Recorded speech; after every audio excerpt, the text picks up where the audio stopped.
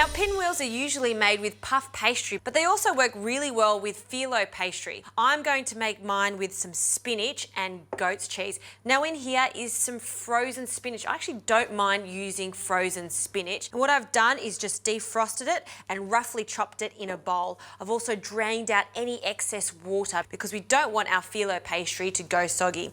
Into this, I'll add 1 clove of garlic that I'll finely mince on a fine grater. I don't want big chunks of garlic. I want it to be really nicely pureed. So a fine grater is going to do the work for us.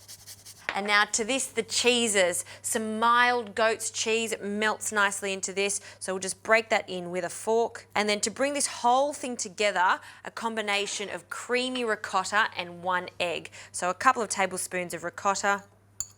And then I'll crack 1 egg into the mixture. Now we need to season this, so a good pinch of salt and some freshly ground pepper. And I always love to use some nutmeg, particularly with spinach. It works really nicely, so a generous pinch of that. Now for some crunch, pine nuts. You can change this up. You can use almonds. I've just toasted these, cooled them down, and I'll just run my knife through it just a few times, just so it's not too chunky in our little pinwheels. Happy with that? That can go straight into our mixture. A few more ingredients: lemon zest, just the zest of half a lemon, and then some finely chopped chives. Look how gorgeous and fresh these chives are. Start the base and then just cut them. We want about a tablespoon of the chives. This is going to give it a really nice subtle onion flavour without overpowering the mixture. In that goes. And then with that fork, we'll mix the whole thing together, mash it. Perfect, that's nicely bound. All right, mixture is done. Let's get onto the phyllo pastry. I bring my phyllo pastry out of the fridge 1 hour before using it because it makes it more pliable. I'll take it out of the pack, and I've also got a tea towel on standby. We don't want this to dry out because then it'll be really hard to roll. So by having that moist tea towel on standby, it's just going to ensure it doesn't flake too much. Now I'll just get the first piece. We'll put it to one side of our bench. We'll cover the rest, and then I'll brush this quite generously with some melted butter. After I've done that, I'm going to repeat the process 6 times. So I need 6 layers for these pinwheels.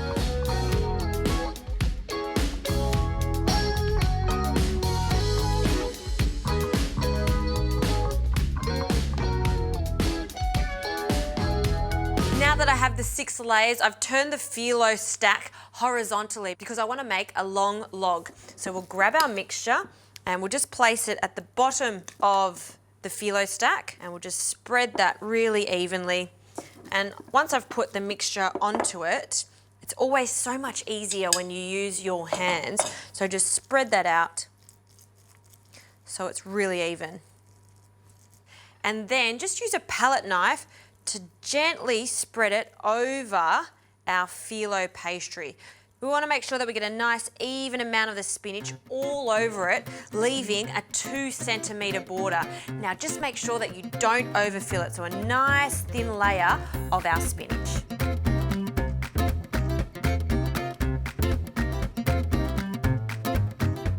Okay, now that we've got a nice even layer, let's start rolling this. So starting from one side, just lift the phyllo pastry, and we want to wrap it so it starts to form a nice tight cylinder. Now just press on it. I'm going to cook these straight away because I'm hungry.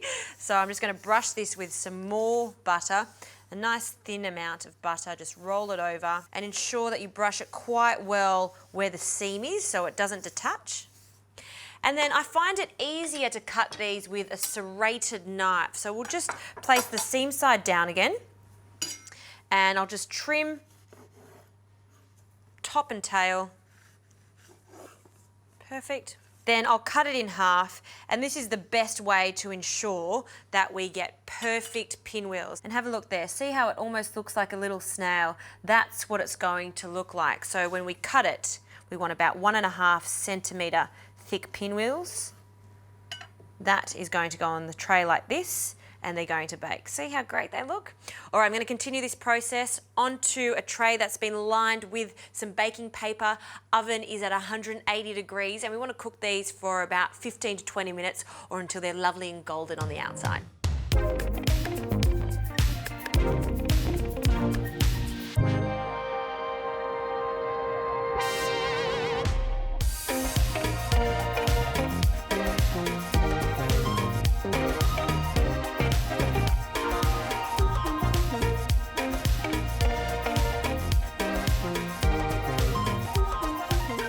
I'm pretty happy with the way these pinwheels have turned out.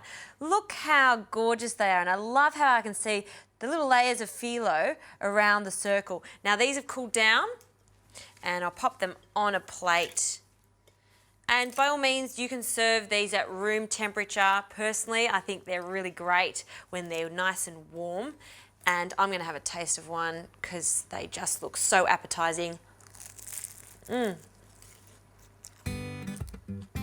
They are so delicious, super crispy. There's a big hit of garlic throughout the spinach, and that crunch from the pine nuts, absolutely delicious. All I'm missing now is a glass of Chardonnay.